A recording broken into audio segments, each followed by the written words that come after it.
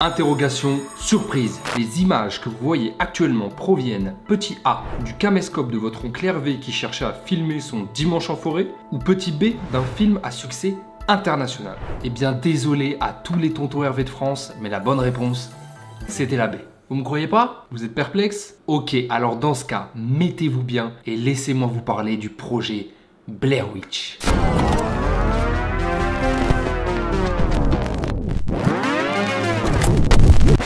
Bon déjà, messieurs, dames, bonsoir, je suis très heureux de vous retrouver, oui, vous, mes 430 abonnés. J'espère que vous avez passé un été merveilleux. C'est faux, je m'en bats les couilles. Par contre, si tu passes par là et que t'es pas abonné, n'hésite pas à me rejoindre. Please. Enfin bref, revenons au projet Blair Witch. Alors le projet Blair Witch, c'est quoi? Eh bien sorti en 1999, le projet Blair Witch raconte l'histoire de 3 étudiants en cinéma qui partent dans la forêt de Black Hills pour faire un documentaire sur une légende locale, la légende de la sorcière de Blair.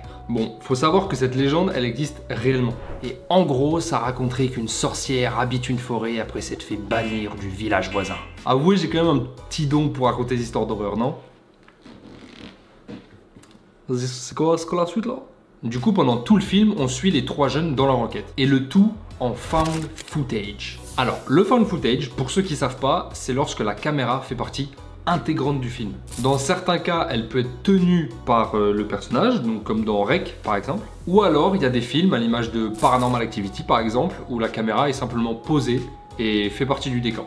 Et c'est important de vous préciser ça parce que si le projet Blair Witch n'avait pas été tourné en found footage, jamais il aurait connu le succès qu'il a connu. Vraiment là, on parle d'un film qui a révolutionné le genre. Ah mais rendez-vous compte là. Bon après quand on mate les images, j'avoue que c'est compliqué de voir ce qu'il y a de révolutionnaire là-dedans. Le film a été tourné en 8 jours avec seulement 60 000 $, c'est que dalle. Le jeu des acteurs est clairement pas ouf et même si sur un film en found footage on a tendance à faire moins attention à la beauté des plans, là c'est quand même du grand n'importe quoi. Yeah, please. Okay, I've got everything on video, man. D'ailleurs, petite anecdote sympathique, quand le film est sorti en salle, les gens étaient tellement pas habitués à ce format found footage avec une caméra qui bouge dans tous les sens que certains spectateurs ont dû quitter la salle en urgence pour vomir, tout simplement. Mais du coup, pourquoi avoir fait tout ça et surtout pourquoi le film a eu un tel succès? Bon désolé, je vais devoir vous spoil, mais à la fin du film, les 3 étudiants disparaissent. Alors on sait pas s'ils sont morts ou pas, mais en tout cas la caméra se coupe brusquement et voilà, le film se termine comme ça.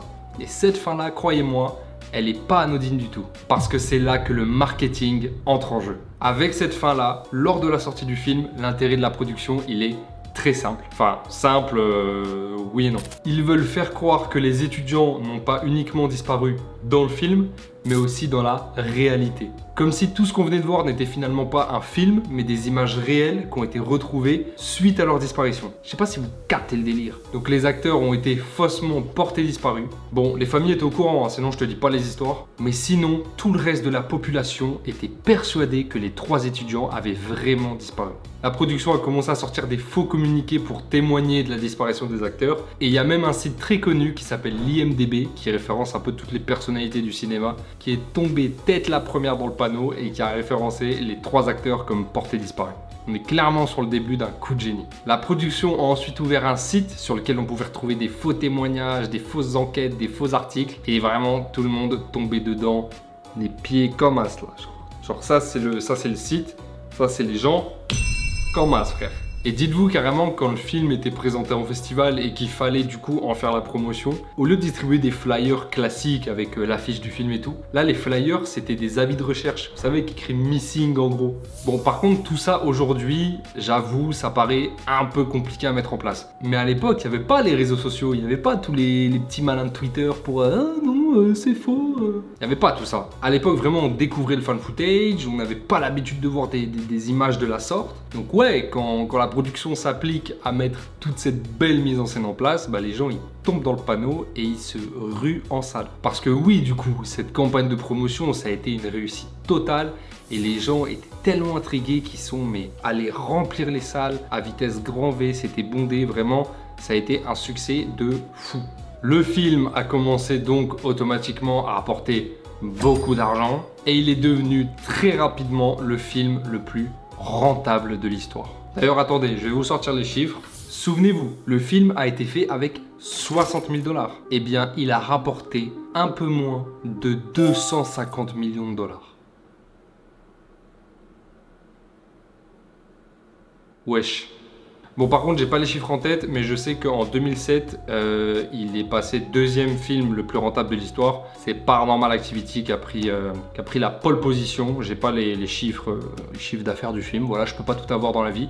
Mais aujourd'hui, le film le plus rentable de l'histoire, c'est Paranormal Activity. Mais ce qui est bien avec le projet Blair Witch, c'est que le succès du film, c'est pas seulement arrêté à l'argent qu'il a rapporté. Le projet Blair Witch, c'est devenu quelque chose de connu mondialement. Il y a eu un nombre incalculable de remakes, de parodies, et le film est même entré aujourd'hui dans la catégorie des meilleurs films d'horreur. Bon, évidemment, la supercherie du marketing, etc., ça a fini par être révélé, mais les gens, ils ont continué d'alimenter le succès du film en faisant leurs propres théories, en se renseignant sur la légende par eux-mêmes, etc. Et le film a commencé à être apprécié d'une toute autre manière. Mais du coup, la question qu'on peut se poser, c'est est-ce que ce succès, il est vraiment mérité? Eh bien moi, j'ai envie de dire que oui. Parce que même si le film, il n'est pas incroyable, au contraire, il est même plutôt mauvais, eh bien la démarche dans laquelle ils ont créé ce film, ça par contre, je trouve ça incroyable. Et d'ailleurs, ils ont réussi à faire ce que tout le monde cherche à faire depuis la nuit des temps, c'est-à-dire révolutionner un genre, apporter quelque chose de nouveau et marquer les esprits. Et vous savez quoi? Je terminerai même en disant que mine de rien, l'équipe du projet Blair Witch a créé avant tout le monde le concept de vidéo virale. Et qui plus est, une viralité un chouïa plus pertinente que celle des connards qui dansent sur TikTok. En tout cas, ça confirme qu'ils avaient une longueur d'avance sur leur temps et ça on aime. Ça, c'est ce qu'on veut. Innover, bordel. Dit-il en faisant des vidéos face cam pour raconter des histoires. Ça a vraiment jamais été fait. Ferme ta gueule.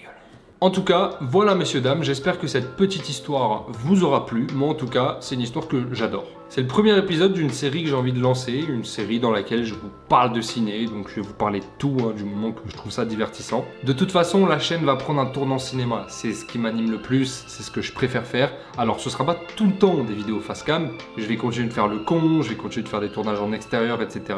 D'ailleurs, croyez pas, cet été j'ai beaucoup profité, mais dans cette petite caboche là, j'ai fait naître des petits concepts. Et attendez seulement, wesh. Non, vraiment, normalement, je vais arriver avec des trucs lourds. De toute façon, je vais pas vous dire que j'arrive avec des trucs de merde. Sinon, vous allez vous désabonner et me bloquer de tous vos réseaux. C'est une fin de vidéo, messieurs, dames. N'oubliez pas de vous abonner, de liker, de commenter, d'activer la cloche. Toutes ces petites choses m'aident énormément. Et moi, je vous dis à très vite. On est en bleu.